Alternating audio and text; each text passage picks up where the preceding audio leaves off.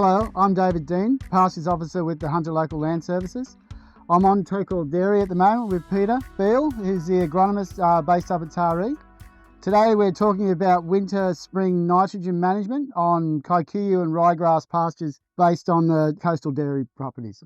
Yeah, thanks Dave. Look, what we wanted to do is an overall picture. When we're managing nitrogen, managing any fertilisers, we want to do it in a responsible way. It's really important to understand the overall climatic picture. So on the coast we have wet autumns, dry springs. So rainfall exceeds evaporation from February through to about July, and then it goes the other way. Evaporation's greater than rainfall and we start moving into a moisture deficit. What counteracts that a little bit, and we'll talk about it in more detail more, is that if you have good soil moisture through that July period, that can help carry over the moisture into spring.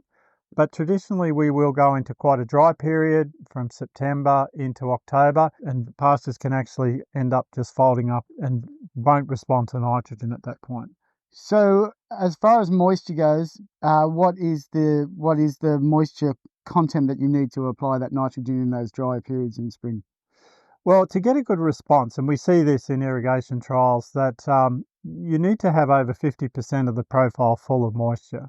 We can check this a bit with our own soil probes, but it needs to have a lot of highly readily available water. Once we start getting below that 50%, you start getting into plant stress and nitrogen responses come down. So although you do need good moisture, when we go into winter, the evaporation rates are quite low, and there can be enough, and frequently is more than enough moisture in the soil to allow that to happen. Right. So we don't necessarily have to have rain before sowing or at applying the fertilizer after grazing.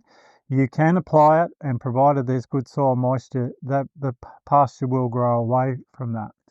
And it's important at that point to look and see, is that pasture stressing for moisture? If it's not stressing the day you graze it, then it's not stressing the day after when you put the nitrogen on, and it will grow quite rapidly afterwards. Right.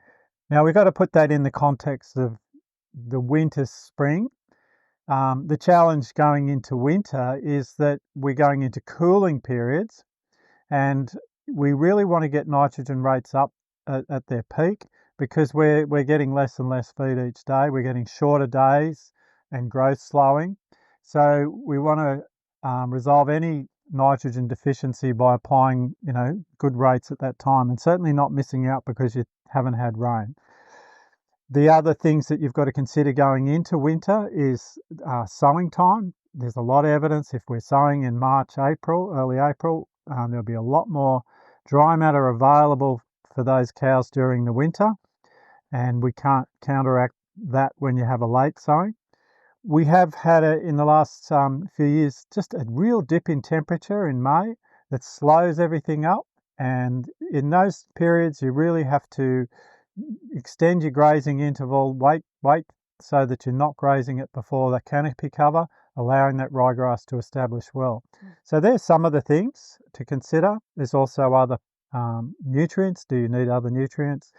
And things like ProGib can be important too in that winter period.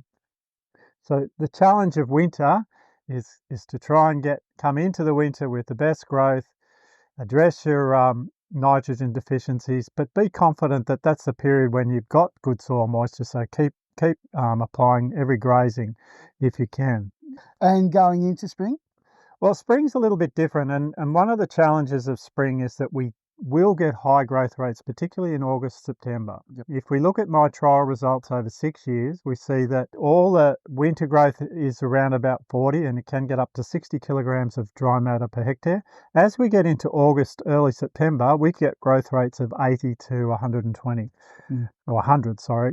So that's a period when there's a big bulk of feed, and you have to be prepared to actually capture it. So things that won't capture it is if you don't have the stocking rate to handle it, and if you're offering more than 2,500 kilos of dry matter each grazing, then inevitably you're going to have higher residuals and leave some behind. So one of the tricks is to bring your grazing interval in at that period so that you're not offering the cows 3,000-4,000 kilograms of dry matter, that they're just going to leave stems behind. And that's a grazing management thing to prepare for. The whole thing with that is there's probably 40 or 50% of the dry matter produced that year is in that period. Yes. So we need to capture it.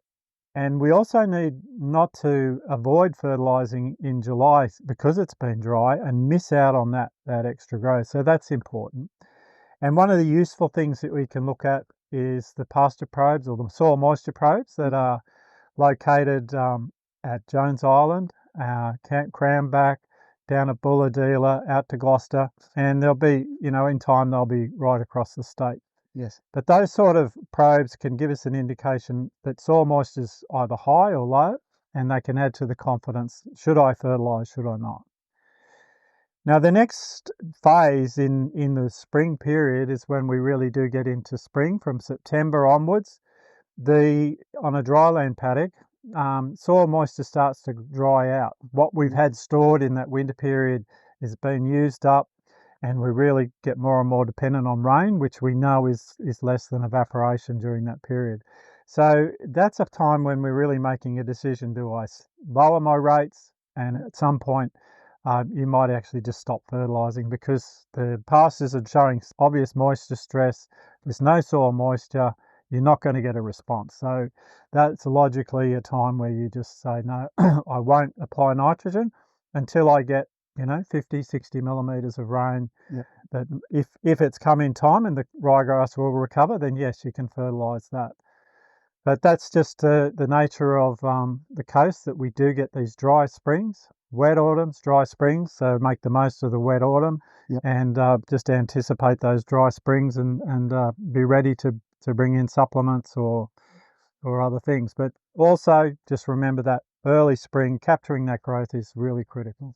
Sure. And does conservation come into that grazing management side of things if you've got that flush of feed? Definitely, yes. Yeah, obviously the earlier you can anticipate silage and get it off in that September period. July is often a bit too moist and to take silage successfully, but you can most definitely take ryegrass off in that September period, and most farmers do. Is there any publications to look at regarding this information? Yeah, we have a winter-spring publication that we put out, Winter-Spring Nitrogen, and it covers a lot of this stuff in a lot more detail. Great. Okay. Thanks very much, Peter.